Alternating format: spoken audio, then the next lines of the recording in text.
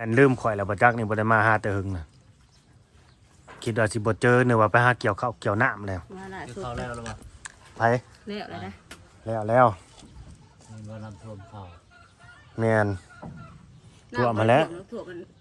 ท่วมแต่มัดเข่า อีหละอีเรือจ้ะ น้องแหละพรเขา ก่อนเข่าโอ้ยบ่อยากให้ว่า ไปย่างไปโลดสะทองย่างไป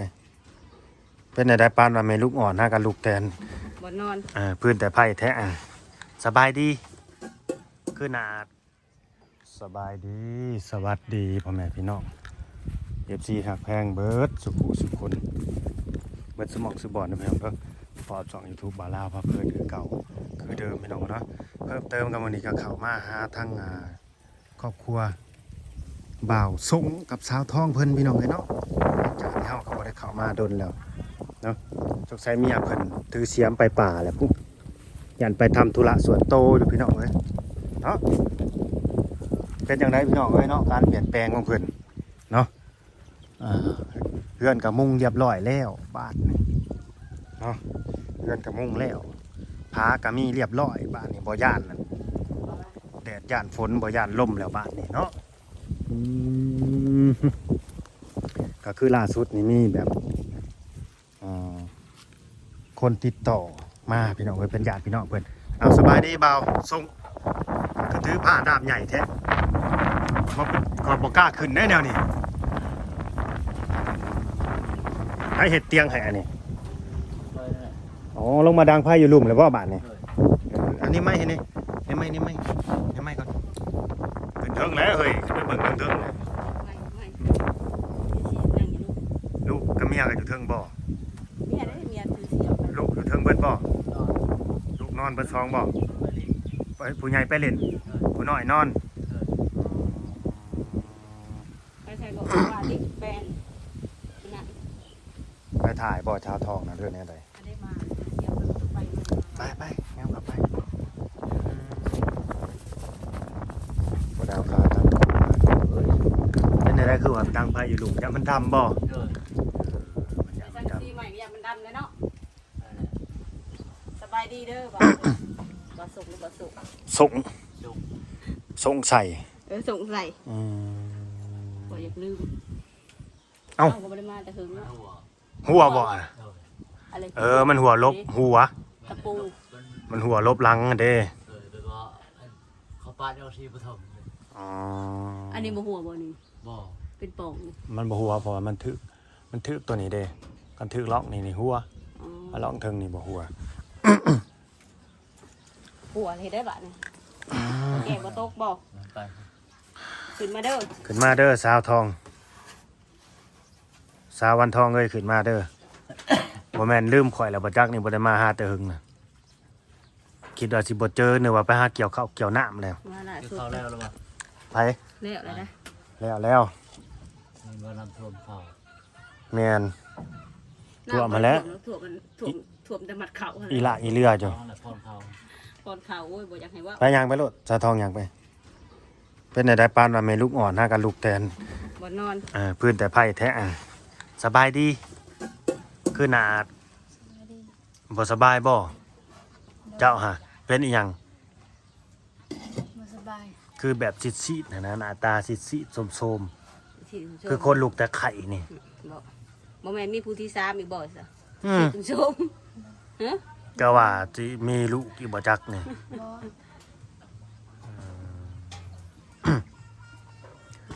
บ่มีว่าซั่นเราอะเกี่ยวแล้วบ่เข้าซึมเจ้าน่ะ เขาช่องให้ เกี่ยวแล้ว ยัง ยังบ่สุกบ่ สิเด็ด โอ้เข้า11 มันนั่นหมดแล้วมันเป็นพยานหมดเลย มันเป็นพยานบ่แล้ว เลย เข้าเป็นพญา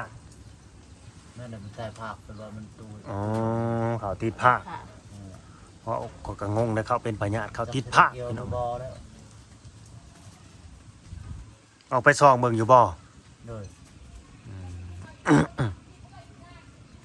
สาวทองนี่เราเป็นสีโศกๆเศร้า ขนาดเขากินก็ยังหมดเลย ๆเขากินกับเบิดอีก หมดเลย สีเสาในเขากินเบิดบ่ บ่สาวทอง ที่เจ้าหน้าโศกหน้าเศร้านี่เขากินเบิดซะบ่หรือว่าจังใด อืม บ่ได้ไปหารับจ้างบ่สกเกี่ยวข้าวรับจ้างนํเขา เรายังทำนั้นลาย อ๋อเขายังบ่ได้เกี่ยวลาย ยังบ่ลายทุกลายจังได๋ไปก็ อืม เอาเข้ากินนี่แหละเอาเข้าแนวเงินเลย โอ้ผมเอาเข้าไปตรงนี้ ก็แม่นอยู่ใกล้นี่บ่าวลาวสิหาไปเฮ็ดเวียกนํอยู่พี่น้องเอ้ย วันก็ได้เลย โหอยู่ผู้เขาเจ้าจ้างแพงกว่านี้อยู่ดอกเนาะขี้ร้ายก็วันละ150,000บ่ได้พุ่นแบบว่าถึกสุดก็150,000พุ่นได้ บางเขาจังผ่อนแล้วว่า คันพรบางบ้านคันเกี่ยวข้าวเขาก็จ้างพรละ1,000กีบพุ่น เป็นพรคนจะให้คนได้ แม่น ยันไม่ได้บ่ บ่ได้ยังบ่ได้ เอ้าเป็นพรแล้วแห่งได้หลายเฮางานเมาเฮาเฮ็ดไว้เฮาก็ได้หลาย บ้านเขามันมากด้วยเป็นพรครับ พรละ5กรัมเท่าน่ะ นั่นแหละ ข่อยแห่งเจ้าใส่บุแล้วก็คือสมมุติมีคนจ้างรายวันกับเป็นผ่อนข่อยจัดเป็นผ่อนบ่ได้ข่อยนี่ ลายพรกดแทนมันหน่อย แต่เช้าหาเที่ยงนี่ข่อยให้ได้แล้ว150,000นี่ ได้แล้ว บ่ายโมงหามื้อแรกอีกเอาอีก150,000พอมื้อน่ะมื้อละ300,000 มันละ3เซนบ่ฮอด3เซนก็2,500 250,000ก็เหลือแล้วเต็มที่แล้วมื้อน่ะไผสิหาเงินได้ฮอดมื้อละ2-3 แสนแม่นบ่สาวทองแล้วพากันเฮ็ดหยังซะคู่มื้อนี่พากันเฮ็ดจังไดอยู่ บ้าน ไปหาเงินหาค่ำได้ได กิโล เบิดได้บ่จิโลน่ะขายแล้วมื้อนี้ มื้อนี้ยังบ่ได้ไปบ้านไปได้30 ได้30,000เมียบ่หรือผัวได้30,000 มีงานนะขอบ่ได้ไปขอเอาดู โอ้กันไปนี่คือไปผู้หนึงอยู่ผู้หนึงเนาะ เลย อืม ไปมื้อต่อมันยากบ่ได้กิโลใช่ ไปผู้หนึงอยู่ผู้หนึงแต่ตั้งแต่เขามาถ่ายเจ้านี่รู้สึกว่าสิมีญาติพี่น้องเจ้าติดต่อมาหาเด้อเพิ่นว่าเป็นญาติพี่น้องเจ้า ยิงดูใส่ เป็นผู้หญิงเจ้าพอคิดออกบ่ว่าไผมีพ่อผู้หญิงเป็นพี่น้องทางพ่อว่าซั่น ผู้ยิงพี่น้องทั้งพ่อ เพิ่น พ่อเจ้า เพิ่นอยู่ไทยเพิ่นไปทำงาน พี่น้องขี่นอกแล้ว วันเช้าเหรอวะ สิแม่นนะวะ จะไปเลยเนาะ อยู่ไทยบ่ แม่น ไทย โดย ผู้หญิง นั่นแห ผู้ ละ ชาย ผู้ยิง ไม่ยิง บ่ได้ติดต่อกันถึงแล้วเพิ่นว่าแม่นบ่ บ่ได้ต่อกับเจ้าแต่หึงไง บ่แม่นพี่น้อง แม่นบ่ แบบว่าตอนทางน้องไม่ค่อยไม่นั่นเด็ก ไม่นมคนอยู่ไทยค่อยบ่มีพี่น้อง อืมมันมีพี่น้อง เช้าแบบว่าอันน้องทาง นมคนนี้ แม่หนุ่ม คนบานนาคาม เลี้ยง อยู่ไทยก็แม่นผู้นั้นแหละบ่มีไผหรอก เพิ่นเห็นแล้วเพิ่นเลยอยากเว้าอยากลมน้ำเจ้าบ่มีโทรศัพท์บ่ โดย เพิ่นให้เจ้าโทรหาว่าซั่น บ่มีโทรศัพท์ เอาจะโทรหานี่บ่ได้บ่ มีเบอร์เพิ่นอยู่บ่ มีเพิ่นให้เบอร์มาอยู่ ฮูปเพิ่นเด้ ฮูปก็มี เขาจะเห็นฮูปเพิ่น อยากเห็นบ่ โดยชื่อเรานั่นใด จักชื่ออิหยังจำชื่อบ่ได้ ชื่อแวบ่ เตีย อ้าวมีทั้งเวทั้งเตี้ยบ้านนี่ เตี้ยบ่แม่นเตี้ยนี่อยู่เวียง อืม นี่นะบ้องเพชร โทรบ่รับแล้วก็บ่ได้ติดต่อกันเท่านั้นแหละ เออ มีแต่ให้บ่าวส่งแล้วโทรหาแล้วบัดนี้ อยากติดต่อคณะแล้วอยากติดต่อแล้วมันบ่มีหยังติดต่อนี่ ยืมหมู่เด้อไปหายืมโทรศัพท์หมู่ เลย ยืมเจียวยืมหยังหั่นแหละพี่น้อง โทรไปจะบอกจะทำให้เขาแล้วโทรกลับกัน โทรมาหากะโทรกลับมาหาหน่อยเด้อละสาวเอ้ย เงิน ข่อยบ่มีเงินได้นี่ว่าสิ เขายังจะเขาจะให้เงิน จะไปก็โทรไปเบิ่ง ก็สิมีตัวแนวเพิ่นสิซอย ไปเบิ่งให้ เราเฮ็ด ใส่เสื้อ ใน ติด โทร ต่อ ศัพท์ แม่เราเบิ่งเลยเราเห็นเราก็สิจำได้ค่ะเลยก็เลยแบบนี้เจ้าติดต่อหา จำได้แล้วท่านอะไรเราก็เห็น บ่ได้ไปหาใส่ตุ่มกบตุ่มปลาบ่เดี๋ยวนี้ ต้มกบกระมุนหมดเลย หมุนเบิดแหละ ว้า มันตกตารางเนาะตารางมันยัง หมากัดหมาแหนอีก ไม่ได้กินนะครับ มันได้กินไอ้ปลาเน่าแล้วเคยกินข้าวกับปูกับปลา วันนี้ก็ถึงให้ได้ไล่เลย ของมัน แล้วปลาเป็นของผู้ ของน้อง อ๋อปลาอีหยังอ่ะน่ะ หัวใหญ่มันปลาขาวน่ะ โอ้ไปกับเมียบ่ ไปกับหมู โอ้ปันกันได้เป็นของผู้ กินเบิดแล้วบ่ เลยยังในกระโตก ตากแห้งอีกอันน่ะ นั่นแหละ โอ้เป็นตากแห้งพี่น้องเอ้ย ไปพัดแต่เพลนจนขับ ไปตอนเพลน นั่นแหละ ค่ำจังมา อืม บ่ได้ขายนำบ่ บ่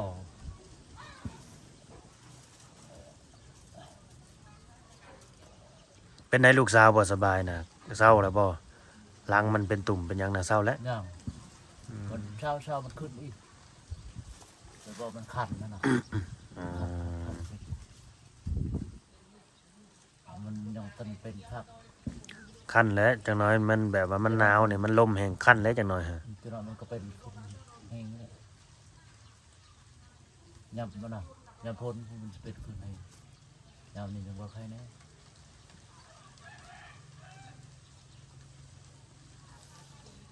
คนหนึ่งไปโรงเรียนมัน มื้อนี้บ่ไปโรงเรียน บ่มื้อนี้วันเสาร์ มื้อนี้วันเสาร์ วันเช้าบ่มื้อนี้วัน วันใดซะลงมื้อลงวันแหละสาวทองวันหยังมื้อนี้บ่ฮู้ สาวทองยังบ่ฮู้วันหยังมื้อนี้วันอาทิตย์มื้ออื่นพุ่นก็ไปโรงเรียน บ่ได้แยกกันนอนคนละห้องบ่ผัวกับเมียน่ะคือว่าข้างผ้าเบิด2ห้องละบาทนี่ บ่ห้องเดียว เออ ยันว่าแยกกันห้องไปห้องมันอีก น้องน้อง เอ้านั่นเอง อะไรเยอะ ตกใจบ่อีนางตื่นมาเว้นพ่อเห็นแม่บ่อืมเป็นตกใจตื่นมาเว้นพ่อเห็นแม่ให้กากเลยนะก็ดิขาดไปเอาไว้ผ้าไปนี่ก็ดิหับประกันบ่นี่ลมนี่บ่าวส่ง บ่ได้รับแล้วลม บ่หับประกันเนาะ มันลมมาแห้งมันลมด้วย มันโยกเยกเลยแม่นบ่ โดยไปใหม่ก็ดอกให้ นี่นี่ใหม่ตัวนึงมันดอกมันได้ แม่นบัดหน้าหนาวซะพี่น้องอย่ามันลมมาเด้ โอ้ยคันลมแห้งตกทุกนี่ อืม ก็นอนนั่นแหละ เป็นหยังอีนางตกใจบ่ลูกมาเว้นพ่อเห็นแม่อีนางน้อย นี่แหละลูกเพิ่นนี่ก็ที่ว่าเป็นตุ่มข้างหลังนะพี่น้องไอ้ตุ่มอีสุกอีใสเอาซั่นพอเด็กน้อยเกิดมาแล้วบ่ได้รับวัคซีนหั้นนะบ่ได้ฉีดยา เด็กน้อย แม่นเขาเจ้าเป็นกันหลายเด็กน้อยอยู่ว่าคู่คน คนไปบอกคนไปเกิด กันไปหาหมอเลยหมอคนจะโทษได้ ไปหาดูมอเนี่ยคนไปเกิดทำพระปูคนไปเกิด อืม ขอให้เฮ็ดบุญอยู่ในวัด ไปเฮ็ดแล้วบ่ บ่แล้วบ่มีเงิน เอ้าบ่มีเงินไปเฮ็ด เออ เฮ็ดหยังแหน่เฮ็ดบุญน่ะเพิ่นให้มีเฮ็ดหยังแหน่มีหยังแหน่ มีเขาน้อยเขาดำเขาแดง อ๋อกระทง แล้วเขาโคนดินนั่นเลย เขาดึง บ่แม่นเฮ็ด อ๋อตบผ้าทาย ทุบปะทราย ตบผ้าทรายแล้วก็ตบผ้าทรายแล้วก็มีกระทงน้ำอีกอืม ก็มีเงินและเนาะค่ายเพิ่นเนาะ โดย เพิ่นพาเฮ็ดเด้อครูอาจารย์มันก็ใส่น้ำแล้ว แต่เจ้าพระเป็นอีกคน บ่เป็นเฮ็ดเฮาก็ต้องหาแบบผู้เฒ่าผู้แก่และเพิ่นเฮ็ดกระทงให้ เป็นหั่นแหล้วเฮ็ดให้ เครื่องร้อยเพิ่นก็สิว่าและเขาเท่านั้นเท่านี้หรือสิมีซอมีธงตามอายุน้องมันก็ง่ายแหละเด็กน้อยอายุยังบ่หลายเลยนี่ อืม บ่จอยไปเห็นหนุนเลย บ่เห็นมาบ่ บ่ อ๋อ แต่เรา บ่ได้มานำกันเดี๋ยวนี้บ่าจอยเพิ่นขี่รถเพิ่นต่างหากแหละ จัก แม่นรถจักร เราบ่กล้ามาคนเดียว ก็มีรถจักร แต่ ใหม่ ว่าเราเกี่ยวข้าวเรา เกี่ยวกะ บ่ได้มาทางนี้ โอ้ยเกี่ยวบ่าจอยบ่ได้เกี่ยวข้าวดอกมีแต่ลูกเมียเพิ่นบ่าจอยหาเงินอย่างเดียว มาผู้เดียวแล้วบ่กล้ามา เราเว้านะ เป็นหยังจะบ่กล้ามา แต่ว่าแล้วเราทำมื้อนั้นเราว่าเขาหยาน อืม รถจักรเนาะแล้วระยานคนทั่ว แกนเขาลัดบ่ เออ แกนเขาลัดเอารถจักรเพิ่นบ่ นั่นแหละ เทมนี่ที มีอยู่บ่คนลัดแถวนี้ก็ดี เธอนี่รถเก่าๆเขายังพอเอาหมด อะไรเนาะ เชียร์จักรเธอคัน เอาก็เอา วันคืนนี่เขาเอาไปจักรเธอคัน อ้าวเอาอยู่ไสบ่ส่ง นี่เอาในเฮือนรุ่นทางหันรถใหญ่หันเลย เออ CBR บ่แม่นเอ็มสลัด เขาเอาเอ็มสแลดเลย เขาไปเลยดิ ปาดโตเอ็มสแลดก็เอาบาทนี่ เพื่อนใกล้กันเขาก็เอาไปหมดเว็บไอ อืม ไปหมด ฮะก็เอานี่บ่ ว่าเอาตลอดนะ อ๋อ ปีกายนี่เพื่อนตัวนี้ เอากูปี โดย พี่ลึกพี่น้องเอ้ย อันตรายที่สุด พี่ลึกเนาะ โดยบอลเอ็มสลัดหันมันมาแต่ไปลิ้นน้ำมัน กลางคืนแม่นบ่เขาลัดเลยซะบ่ ประมาณมันมาในประมาณ1 โมง อ๋อ 1 โมงมันอาบน้ำแล้วมันขึ้นนอนแล้วมันลุกที่คุณเบิ่งรถไปแล้ว อ๋อคือแม่นเขาเจาะเขา 4 โมง 5 โมงนี่นะ เขาเจาะเขาซ้อมอยู่เนาะ เขาลอยไปอะไรหุ้นเขาไปทางโคก อืม ทางไฮนาผม เขาลัดไปอีก โดยเขาจูงออกไปเลย แสดงว่าพวกนี้ฮู้เหตุการณ์เนาะฮู้ทางไปทางมาอีก เขาหูมันนะแบบว่าคุณปันเองเห็ด โอ้ เขาชิไปได้บ่ แม่นเขากินกับสิเบิดในลาวว่ะบ่าวส่งสาวทองหมอดูหมอเดาท่วงว่าปู่ทั้งสาวทองมาเกิดนี่ก็เด้อให้ไปเฮ็ดส่อเฮ็ดธงตบปลาทรายให้ก็บ่มีเงินเพราะว่า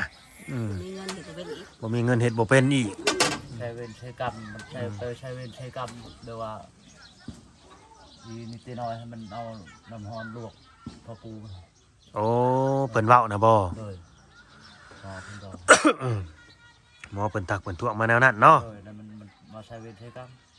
อืม สิแลอันนี้ก็บอกว่าบ่เสือก็บ่ลบหลู่พี่น้องเอ้ยเนาะ เลย บ่เสือก็บ่ลบหลู่ได้ของมื้อนี้อันนี้ถามว่าบ่าวลาวเสือบ่เสือบ่าวลาวนะ เขาก็เคยเห็นอยู่ เคยเฮ็ดคือกัน มันแบบเป็นเวรเป็นกรรมนี่แหละไต่ตามกันอยู่จองกันดึงกันอยู่หั่นอยู่